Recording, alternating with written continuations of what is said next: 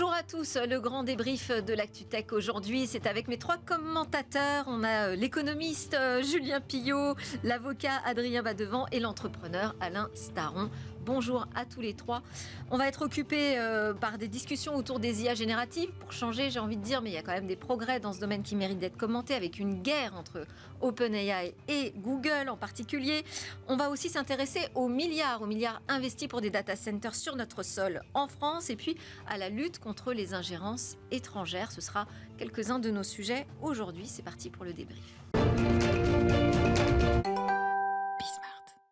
Les commentateurs du débrief, aujourd'hui, je vous les présente tout de suite. Julien Pillot, bonjour Julien. Bonjour. Consultant, enseignant-chercheur en économie à l'INSEC. À côté de vous, maître Adrien Badevant, avocat spécialiste en droit des nouvelles technologies au sein du cabinet Entropie. Bonjour. Bonjour et bienvenue également Adrien. Et puis Alain Staron, notre disrupteur préféré. Bonjour Alain. Bonjour Delphine. Président de la start-up de sécurité connectée Artifil. Alors, on va commencer avec ces annonces dans les IA génératives. Ça s'est bousculé, c'est le moins qu'on puisse dire, parce qu'on sent qu'il y a vraiment une grosse compétition en ce moment qui se joue entre OpenAI et Google. Le même jour, donc OpenAI vole la vedette finalement à la grande conférence annuelle tenue par Google le soir même, en annonçant une nouvelle version de son assistant intelligent, qui devient évidemment de plus en plus intelligent, à ce point qu'il est capable de devenir cet assistant merveilleux qui va nous aider à accoucher de nouvelles idées, qui va nous aider à résoudre des problèmes mathématiques. Est-ce que vous y croyez, ça, au miracle de l'assistant IA générative? Alors, c'est pas un miracle, hein, c'est une évolution normale du progrès. Après, il ne faut pas non plus se tromper. J'ai encore demandé tout à l'heure, juste avant de venir, en quelle année Albert Camus avait-il refusé le prix Nobel? Oui, mais attends, juste précision. Ça ne marche pas. Avec quelle version, Alain?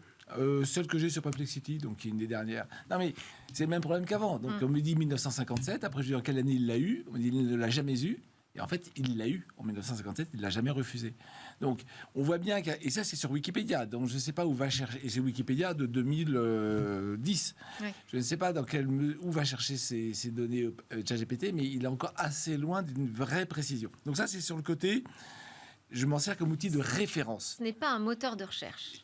Bah oui, mais c'est... Pardon, il remplace Bing. Hein. Donc, c'est le moteur de recherche de Microsoft. Il est dans Bing. Il est dans Bing, oui. Bon. Mais donc là, on a un sujet, on reviendra dessus sur les ingérences, hein, on a un sujet de fond. Après, sur la forme, ajouter la voix et l'image, c'est juste un no-brainer, enfin c'est standard, c'était évident que ça allait arriver, et c'est très bien. Et effectivement, ça rend tout confus. Parce que j'ai en face de moi une machine qui parle et qui écoute. Oui. Et je pense qu'on franchit une barrière, alors que c'est extrêmement simple, hein, c'est du text-to-speech, du speech-to-text, c'est extrêmement simple, mais psychologiquement... Oui. On a franchi une étape. Ouais, on a une machine. C'est her. Voilà, qui parle, qui nous écoute et puis qui peut même lire nos émotions, nous dit-on chez OpenAI. Alors non, pas que chez OpenAI. Alors lire des émotions, c'est très facile, ça se fait beaucoup. Et puis après, sur le dialogue, il faut aussi se méfier. Depuis les années 50 et l'école de Palo Alto, on sait qu'on s'est simulé des répliques à des réparties humaines avec un pauvre ordinateur. Et on sait faire partir une discussion en vrille ou l'apaiser. Donc ça ne vous inquiète pas, ça, ce trouble qui peut... Non, ce qui m'inquiète, c'est ce que je viens de dire, c'est que son plus images, qui ne sont pas des révolutions techniques du tout, rendent flou totalement la distance qu'on devrait avoir avec ces outils. Et qui sont toujours, comme je le disais en préambule, largement pas fiables. Alors justement, en matière de distance, justement, OpenAI nous dit, mais là, moi, je suis en train d'inventer en fait les nouvelles interactions homme-machine. Oui, justement, on en revient aux propos d'Alain, avec lesquels je suis complètement en phase. C'est que l'interface homme-machine ne fonctionne qu'à partir du moment, en tout cas de façon symbiotique, à partir du moment où vous mettez justement cette barrière protectrice entre vous et la machine, en reconnaissant le fait qu'en face de vous, vous avez quelque chose qui a juste été automatisé et pensé par des intelligences bien humaines.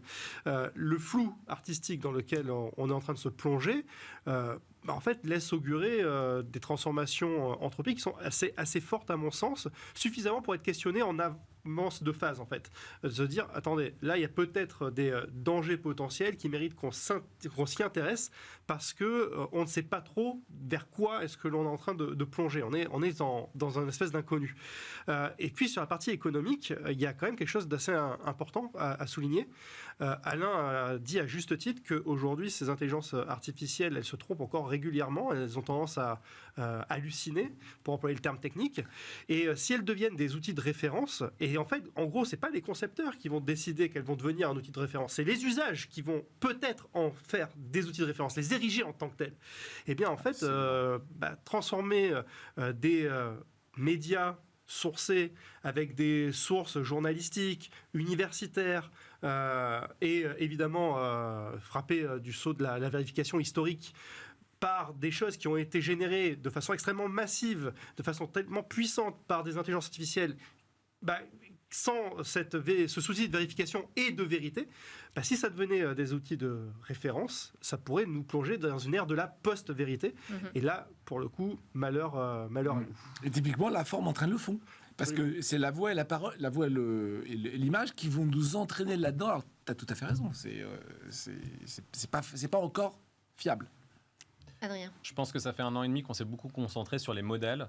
Et on va encore avoir pendant les 18 prochains mois à chaque fois des annonces. Les annonces sont toujours spectaculaires. Certains modèles sont plus rapides ou consomment moins de ressources. Oui, d'ailleurs, chez Google, c'est ça qui a été présenté. Voilà. On a 3 versions, Plutôt avec une version nano fonctionnalités. pour les smartphones, une version flash Voilà. très rapide et beaucoup plus légère, et puis une version pro, là... Donc là, on est encore au niveau des modèles. Mais on comprend au fur et à mesure qu'on passe des concepteurs justement aux utilisateurs, qu'on va parler de plus en plus des systèmes. La différence entre un modèle et un système est quand même importante à voir. Certains acteurs comme OpenAI ou Google peuvent verticaliser toute la chaîne de valeur, mais il y a quand même des acteurs qui sont différents sur cette chaîne de valeur. Il y a des personnes qui développent des modèles, puis il y a des personnes qui, sur ces modèles, développent des interfaces d'utilisation pour en faire des systèmes. Ces systèmes, ils sont mis à disposition de nous tous, utilisateurs professionnels ou dans notre vie à titre personnel. Et donc, c'est aussi tout un autre marché, qui n'est pas le même marché, qui est un marché applicatif, pas seulement celui de faire tourner des modèles. Donc, sur le modèle, le marché, il est très concentré, il va très certainement devenir oligopolistique. Et après, comment on va faire justement pour mettre au passage du modèle au système toutes ces safeguards, ces guardrails, comme on dit en anglais, pour protéger justement l'interface dans l'interaction qu'on aura, nous, en tant qu'humains. On a peut-être quand même déjà une différence justement de modèle entre OpenAI et Google sur ce sujet, puisque OpenAI semble vraiment déterminé à rester sur un modèle où tout de suite les innovations sont disponibles librement, gratuitement. Alors pas totalement, il y a quand même un moment où il faut passer à la caisse, mais en tout cas c'est l'idée de j'ai un progrès tout de suite, je le partage avec un maximum de personnes. Là où Google préfère spécifier justement ces modèles pour des usages particuliers, lance même une application un peu pour montrer la voie sur comment on peut s'en servir. La grande différence, c'est qu'on a un acteur dans votre comparaison comme Google qui a déjà plein de verticales intégrées. C'est vrai. Ouais. OpenAI peut faire une verticalisation entre modèle jusqu'à système, mais ne bénéficie pas déjà de Google Meet, de Gmail, donc ne peut pas intégrer à une gamme de produits préexistants. Et en fait, aujourd'hui, on est tous en train de chercher quelle est la meilleure efficacité du modèle, mais dans 4 ans, 5 ans, 6 ans, ça sera intégré, on ne le verra plus, ça sera dans les outils du quotidien. C'est déjà ce que fait Microsoft. Exactement. C'est déjà ce que fait Microsoft dans sa suite bureautique. Enfin, on retrouve de l'IA chez Excel, dans Word, et là, ça prend tout son sens. Alors, est-ce que cette guerre quand même que se mènent les géants, là, les grandes plateformes du numérique, ça risque pas justement de créer un emballement dans cette course et qu'on aille un peu trop vite, justement qu'on crée des usages qu'on n'arrive pas forcément aujourd'hui à prévoir et dont on ne connaît pas les conséquences. Business as usual. Oui, course ou pas. Hein. C'est ce qui se passe sur les marchés d'innovation depuis toujours. Les innovations précèdent les usages. Parfois, les usages qui émergent sont très éloignés de ce à quoi les concepteurs pensaient lorsqu'ils ont conçu leurs innovations. Et puis, certains usages posent des problématiques économiques ou des problématiques sociétales, parfois environnementales, et il s'agit derrière de réguler de façon efficiente et on espère la plus intelligente possible. Pour rentrer dans cette course, ça devient de plus en plus compliqué parce que ça demande des moyens faramineux. Donc finalement, on s'aperçoit que pour entrer dans la course, on est obligé aussi de travailler. Ça dépend où on rentre dans la course. C'est pour ça que c'est intéressant de décortiquer la chaîne de valeur. Si vous voulez rentrer au niveau du modèle qui est tout en amont, là c'est très difficile parce que le sous-jacent, c'est le GPU, c'est en tout cas la puissance de calcul. Donc celle-là, elle est rare, elle est chère.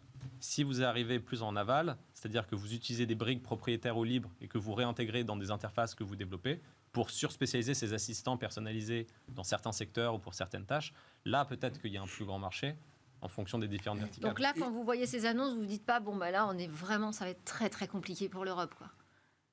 Non, de rattraper le train.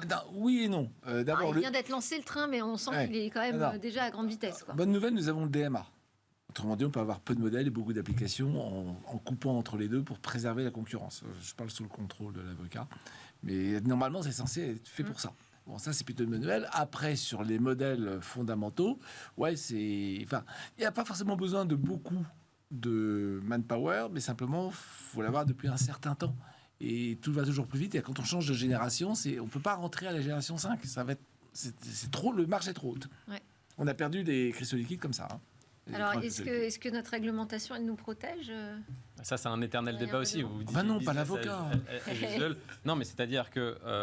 il faut voir comment elle sera appliquée. Elle a le mérite d'exister. Alors, on commence à mettre la pression sur Microsoft avec Teams. L'Europe, en tout cas, pas que l'Europe, même les États-Unis aujourd'hui. Également sur les plateformes avec le Digital Service Act. Oui, on a des textes aujourd'hui au niveau européen, que ce soit le DSA, le DMA ou l'AI Act en devenir, qui ont vocation, en tout cas, à promouvoir une innovation responsable. Mais l'AI Act, si vous le regardez aujourd'hui, il manque encore beaucoup de lignes directrices. Donc c'est très difficile en fait d'évaluer comment il sera mis en œuvre. Est-ce qu'il permettra aussi à l'innovation européenne de se diffuser? Et c'est encore un peu trop tôt à mon sens pour pouvoir en juger. Oui, Julien. Non, je suis complètement d'accord avec ce qui vient d'être dit. Je le répète très souvent, mais l'efficacité d'une règle se juge à notre capacité à pouvoir la faire appliquer. Donc toujours a posteriori. Et avec un retour d'expérience finalement qui nous permet de savoir si on a été capable de détecter des comportements de marché qui auraient pu être problématiques, voire même parfois complètement frauduleux, et notre capacité à avoir des mécanismes correctifs à travers des sanctions financières, mais également des remèdes comportementaux pour pouvoir dire, ça, non seulement vous ne le ferez plus, mais la sanction est tellement dissuasive que plus personne ne le fera. Et on arrivera à vivre un peu mieux. On se donne rendez-vous dans 5-6 ans. Ok, ça marche. Exactement. Alors en attendant, on va parler des milliards d'euros qui sont investis dans des data centers en France par des entreprises américaines, bien sûr. On a 4 milliards annoncés par Microsoft pour des data centers, pour renforcer la présence des data centers sur le sol français, avec la création de nouveaux centres. Du côté d'Amazon, c'est 1,3 milliard d'euros, 1 milliard du côté de Telehouse, l'acteur japonais, Accenture, IBM. Il y a eu beaucoup d'annonces à l'occasion de l'événement Choose France. Alors, est-ce qu'on se dit, c'est génial, la France profite de la manne des GAFAM, ou est-ce que ça nous pose un petit problème ? C'est dit en même temps. Voilà. C'est dit en même temps. Non, mais il faut se réjouir de l'attractivité de l'Hexagone et de l'Europe de manière plus large pour les investissements étrangers, surtout lorsqu'il s'agit d'investissements qui peuvent porter ce qu'on appelle de nombreux spillovers, donc de nombreuses externalités positives, parce qu'on est sur des marchés innovants et on est sur de l'infrastructure en plus. Ça crée de l'emploi, ça crée de l'activité pour l'entreprise en question, mais également pour tous celles qui vont bénéficier des infrastructures pour développer leurs propres applications derrière.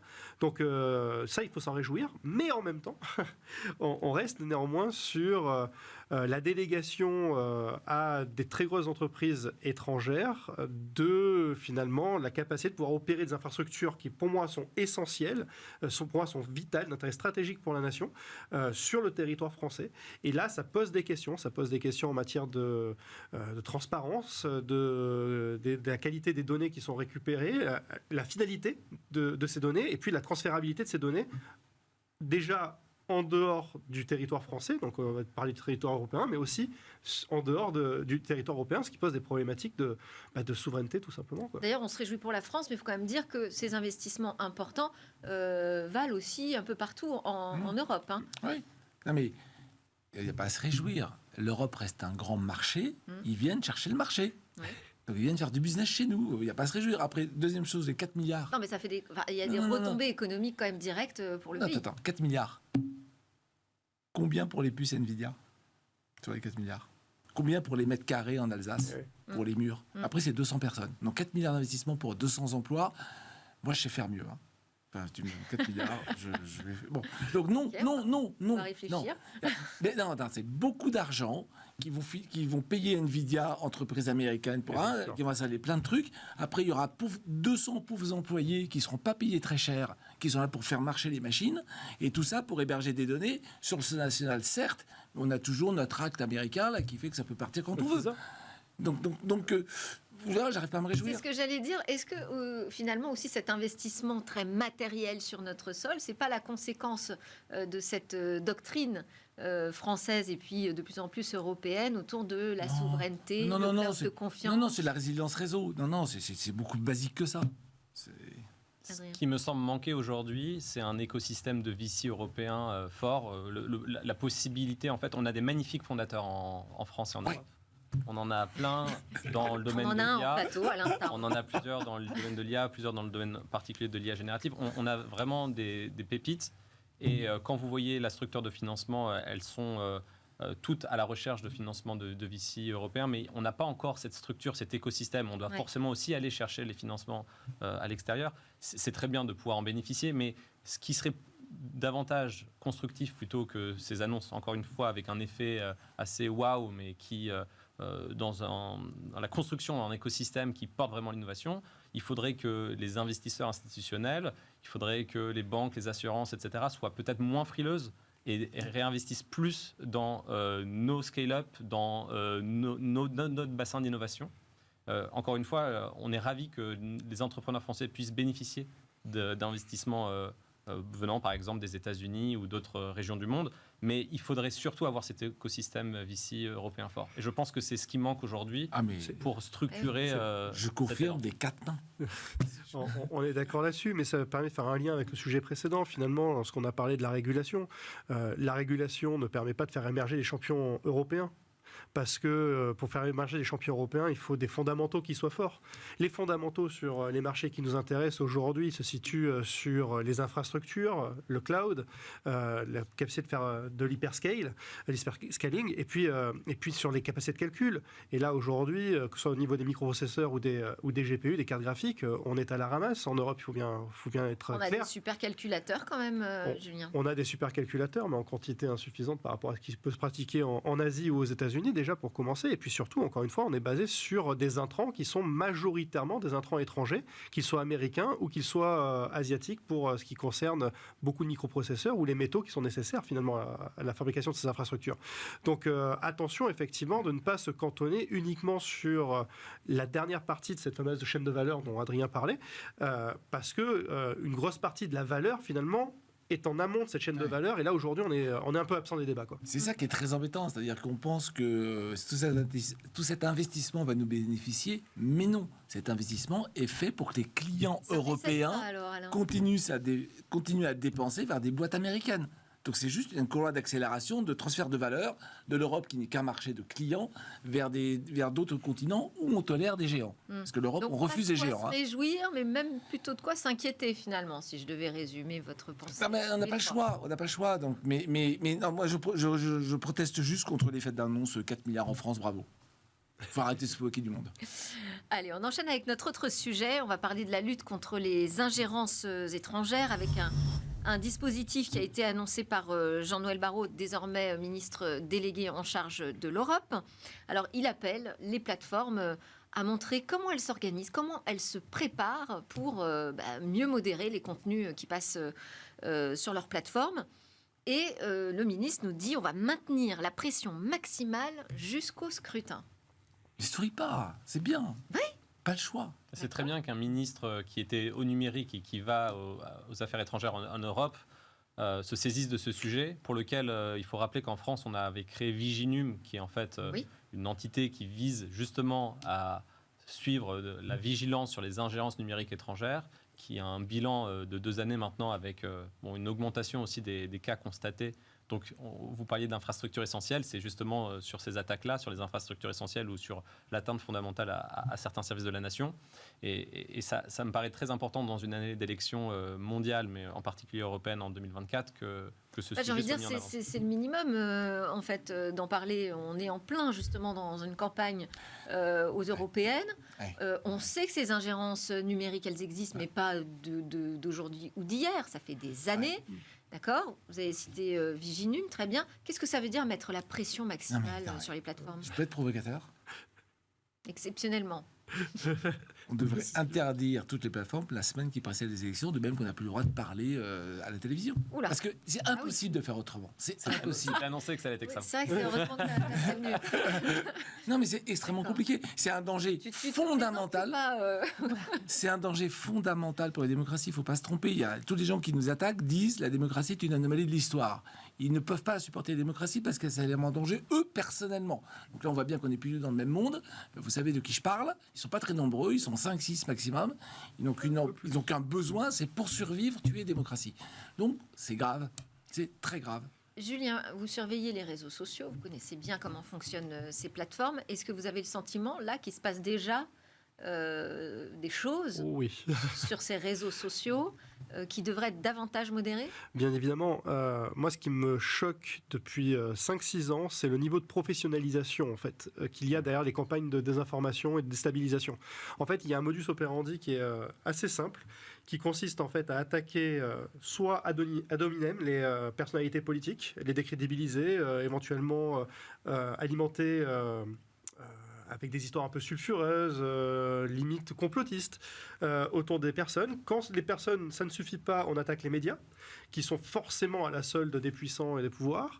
Et puis derrière, on va aussi attaquer le modèle, la démocratie qui est la source de tous les maux et toutes les inefficiences que tout un chacun peut connaître dans sa vie de tous les jours. Et puis derrière, évidemment, on va prendre des sujets les plus clivants possibles, des sujets autour de l'immigration, autour de la sécurité, autour des faits de société, la gestion pour autrui, ce genre de choses, de façon à les monter en épingle, parce qu'on sait que ce sont des sujets qui vont avoir un taux d'engagement qui sera maximal.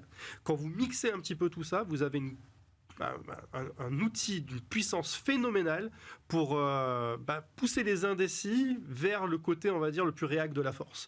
Et c'est vrai que là, ces dernières années, je trouve qu'il y a une accélération sur les réseaux sociaux. C'est évidemment impossible à maîtriser, donc c'est plus de l'ordre du ressenti, mais j'ai vraiment l'impression qu'effectivement, sur X, mais encore plus sur TikTok, ça accélère fortement. Vous avez le sentiment, Adrien, vous avez aussi travaillé sur un rapport pour les métavers, donc vous avez fréquenté ces politiques et leur façon de penser le numérique. Vous avez le sentiment qu'on a fait preuve de naïveté en France ? C'est ce qui ressort de certains rapports sur les ingérences étrangères. Ce qui est frappant quand on va aux États-Unis, c'est qu'on se rend compte que la régulation aux États-Unis, contrairement à celle qui peut exister en France ou en Europe, elle est beaucoup plus concentrée justement contre ces ingérences. Leur objectif premier, c'est la protection des citoyens.